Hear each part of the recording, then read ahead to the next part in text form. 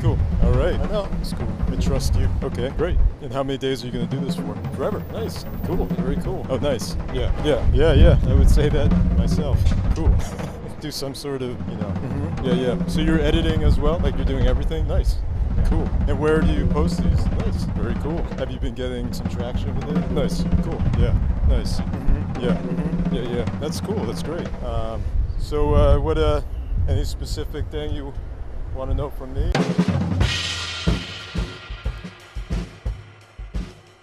So I always wake up in the morning and I always either write or edit, usually like 7. I do better in the mornings and I like to wake up early. It makes me feel like I'm being more productive, drinking coffee and writing, editing, or planning out my day.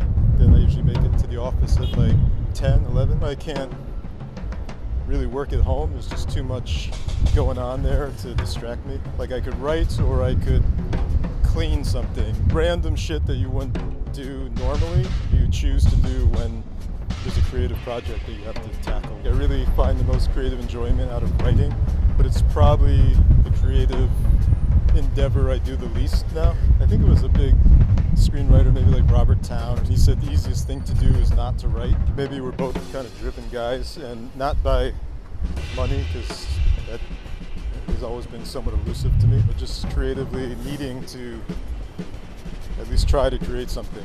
I don't do well when I'm not busy. Like I kind of fall apart and I'm a bit of a mess. Like I think that's why I wake up so early, is like I just need to be doing something, for better and worse. It's not the best thing to always be thinking of what's next or what you should be doing, and that kind of takes you out of the moment. I do have to say, like, very often not successful with getting anything done, even though I try to. So I heard someone say that it takes 5 years to get a company up and running. I've had my company for 4.5 years, and we're kind of just starting to get a lot of repeat clients and regular clients, and we're doing our own creative stuff and making enough to keep going.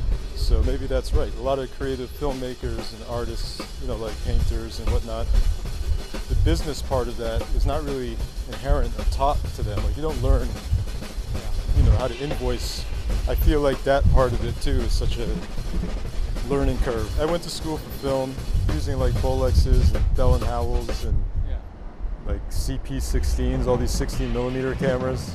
Then I think I really started to get into a different scene of film than I knew before, like Japanese cinema and more French cinema and Italian cinema. I was attracted to so many different parts of filmmaking and acting, like directing, producing, acting.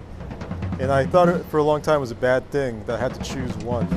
So for a long time I was an actor for the most part, and then I was like a writer, and then but now I'm finding it's just great to do everything.